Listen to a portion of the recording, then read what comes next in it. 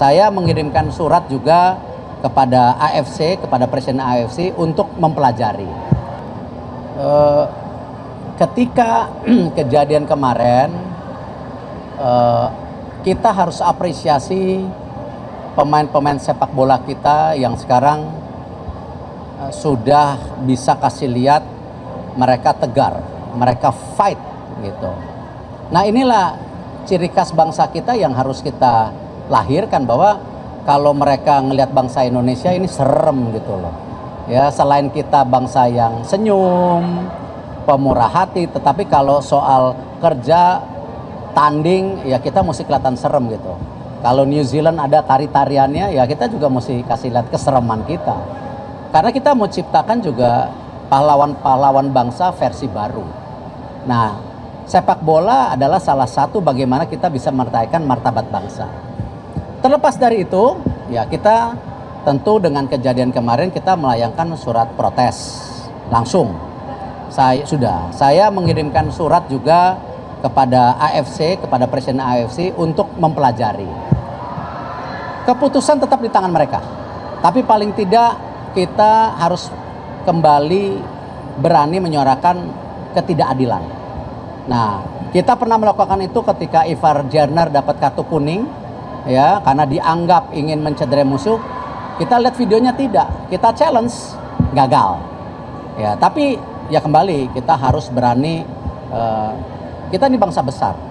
Jangan juga kita selalu menjadi bangsa yang tidak berani mengungkapkan pendapat pada ketidakadilan, baik di dalam negeri, di dunia, dan di unsur-unsur lainnya gitu. Jadi kita coba, tapi tetap mental, bukan mental head lah ya, mental pemain harus diutamakan. Itulah sejak awal 1 tahun 8 bulan ini kita mendorong bagaimana mental pemain tim nasional kita. Kemarin habis tanding mereka tetap optimis, langsung berangkat ke China.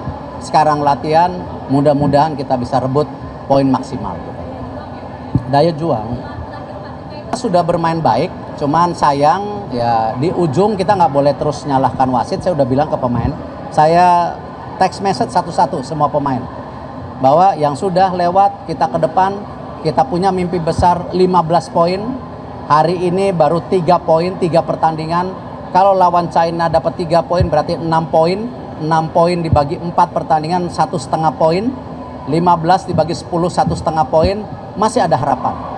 Tetapi tentu ya kita harus mencari beberapa kemenangan yang ketika kita menjadi tuan rumah, tentunya ketika lawan Bahrain, lawan China, ataupun menyolong ketika kita jadi tuan rumah dengan Saudi, ataupun ya kalau Jepang sulit lah ya, tapi ya kita coba jangan kalah set dulu. Berarti kalau udah salaman berarti kan udah fix lah, tinggal prosesnya. Ya tentu kita akan mendorong kepada Bapak Presiden, ya setelahnya tentu DPR untuk ada percepatan. Tapi windownya kalau kita lihat itu di bulan Maret bisa main. Tapi kalau bisa November, ya kenapa tidak? Makasih. Ada kawinan, ada kawinan. Makasih ya Pak Eri.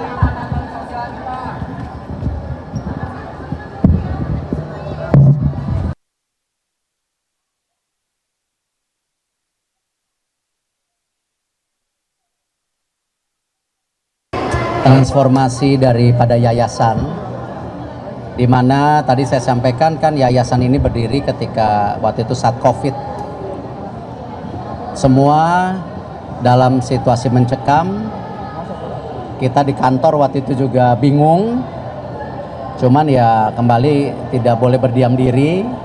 Makanya dengan yayasan ini kita coba waktu itu membuat dapur untuk masyarakat yang pekerja informal, yang kurang mampu, tidak bisa keluar. Akhirnya kita coba buat dapur, waktu itu ada di Bandung, di Jakarta. Obat gratis waktu itu kita juga bantu, karena banyak yang tidak punya akses waktu itu keluar. Dan tentu yang fenomena bagaimana kita juga membantu ya melakukan renovasi waktu itu Wisma Atlet yang dijadikan tentu rumah sakit COVID waktu itu, yang saya rasa sangat besar sehingga bisa langsung menampung ya berbagai masyarakat yang terkena COVID waktu itu. Bahkan kalau ingat gambar ambulansnya waktu itu sampai macet total ya. Nah setelah itu berjalan tentu kita tidak mau terjebak ya COVID terus, karena kita harus membangun optimisme sebagai bangsa. Nah kemarin ini Pak Safwan, Mbak Samara, sama saya diskusi para senior di BUMN. Ya kita coba melihat yayasan ini fokus kepada tentu salah satunya kepada kesehatan ibu dan anak, dan juga tentu mental health yang memang kalau kita lihat data-datanya 60% itu 15-24 itu ada isu mental health. Jadi ini yang kita coba lakukan untuk ibu dan anak. Kita coba membantu PAUD ya di daerah kesenjangan tinggi. Misalnya di sini ada pemukiman yang sangat mampu, tetapi di sebelah sini yang kurang mampu. Nah PAUD-nya yang kita coba perbaikin, kita jaga waktu itu. Ada di beberapa titik sudah jalan, dan tentu untuk mental health sendiri kita coba ya tadi punya pemikiran bagaimana kita datang ke sekolah-sekolah ya dengan mobil, ada konseling supaya jangan sampai mental health ini stigmanya langsung gila. Ya, jadi itu kan momok yang menakutkan. Orang sedih belum tentu gila. Ya, orang berdiam diri belum tentu gila. Nah, ini yang harus kita segera penetrasi. Ya, apalagi kalau lihat data konselor itu di Jakarta khususnya 1 berbanding 250 siswa. Ya, dan 40% sekolah baru punya konselor, yang lainnya tidak punya.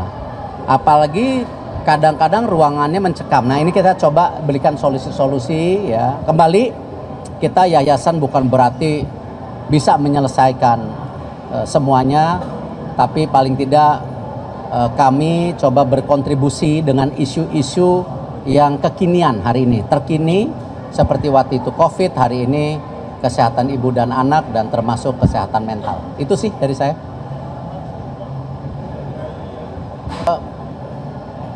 Waktu yayasan dibentuk,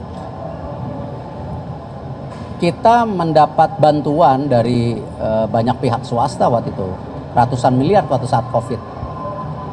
Dan bahkan dari Amerika waktu itu, New York City, dia membantu alat medis. Selain tentu kita coba dengan CSR kita. Nah hal seperti ini yang mungkin saja, tapi kita tidak mau menggurui ya, kita mau berkolaborasi. Jadi kita nanti petakan beberapa sekolah ya, kita coba bantu ya. Kalau ini menjadi paripasu ramai-ramai, kenapa tidak gitu. Tapi kita tidak yakin bisa menyelesaikan semuanya sendiri gitu.